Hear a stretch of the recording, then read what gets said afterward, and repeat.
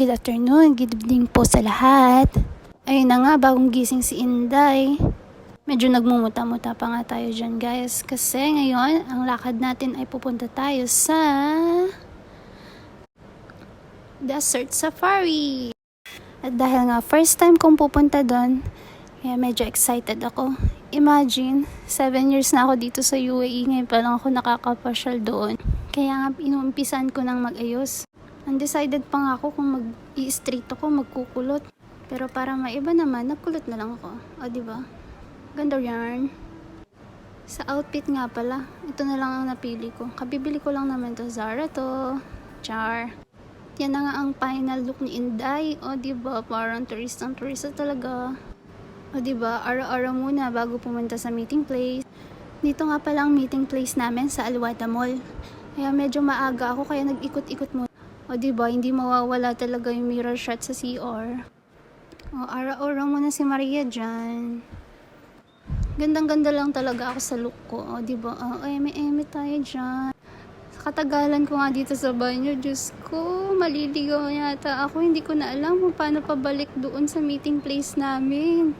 Hinahanap na nga pala ako dyan at baka maiwanan ako ng So yun nga, sa awa ng Diyos, nakaabot naman ng Inday. Yan nga pala yung mga Bali, ang biyahe nga pala ay aabot ng kulang-kulang na 2 oras. Kaya yan, medyo mahaba-habang sightseeing today.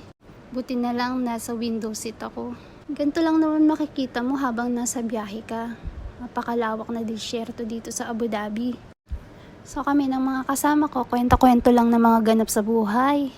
Out of this paradise, I'm talking syncopated breathing, love. Hindi ko nga pala kinering alog dito sa likod. Diyos ko, para kami nakasakay sa roller coaster. Kaya di rin ako makatulog sa biyahe kasi nga, tingnan mo naman, di ba? Medyo malapit na nga po pala kami dun sa destination namin.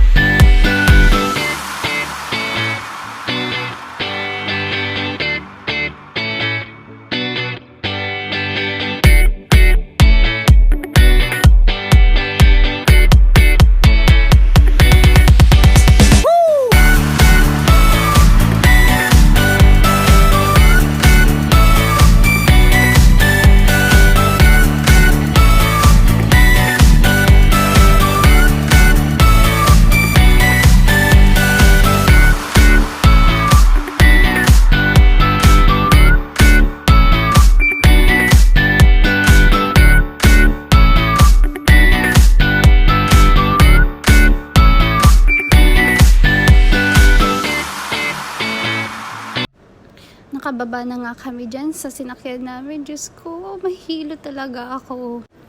Sobrang sigaw mo nga dun, matatawag mo talaga ang mama mo. So pagpunta nga namin dito bago kami pumasok, may mga free rides nga pala dito ng camel, ng horse. Pwede kang magpa-picture kahit saan banda kasi nga ang ganda dito. Kaya nag-ikot-ikot muna kami. At yang Inday, diba? Nakapagpa-picture kami sa bird. Ako lang pala kasi na-scam ako dito, hindi ko alam may bayad pala.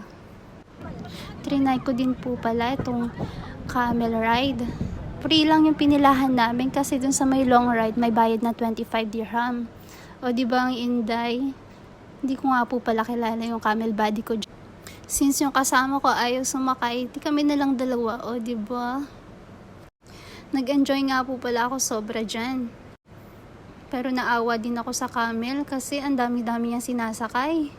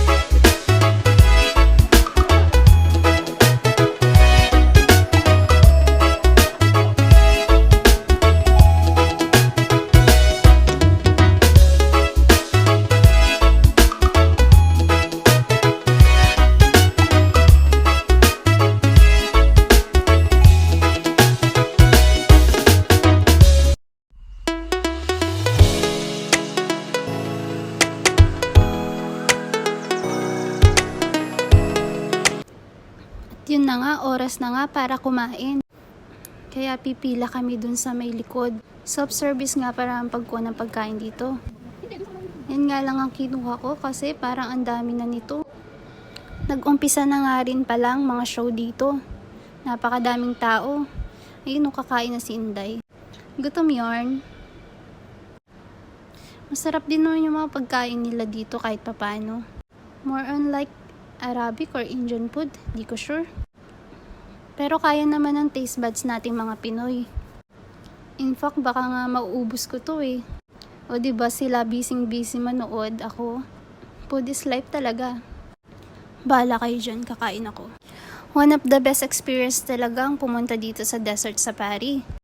Lalo ng ganitong winter.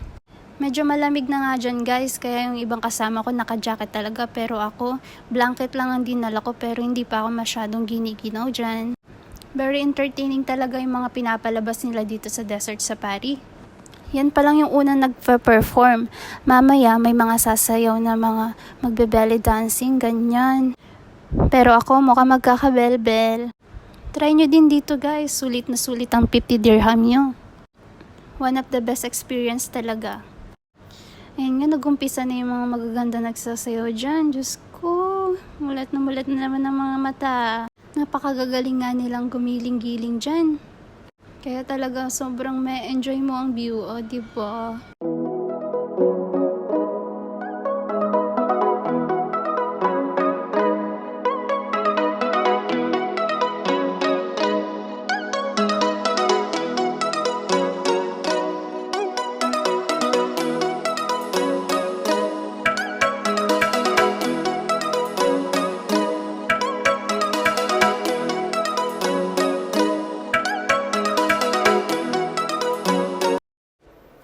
At ito nga yung hinihintay ng lahat, ang fire show. Fairness, ang galing ni Kuya dyan. Nakakatakot nga lang kasi nga apoy yan. Pero sobrang nakaka-enjoy manood. Para ka lang nasa Boracay, diba? Kaya nga dapat itry nyo nang pumunta dito sa Desert Safari. Para makita nyo rin kung paano kagagaling mag-perform tong mga to. Diyos ko, nakakalula. At meron pa siya dyang pabuga-buga ng apoy, diba? Kaya kahit na-experience ko na to, gusto ko ulit-ulitin. At yan na nga, natapos na. Pauwi na kami, nagmamadali na nga kami, baka mawalan kami ng mauupuan. So yun lang guys, thank you sa panonood.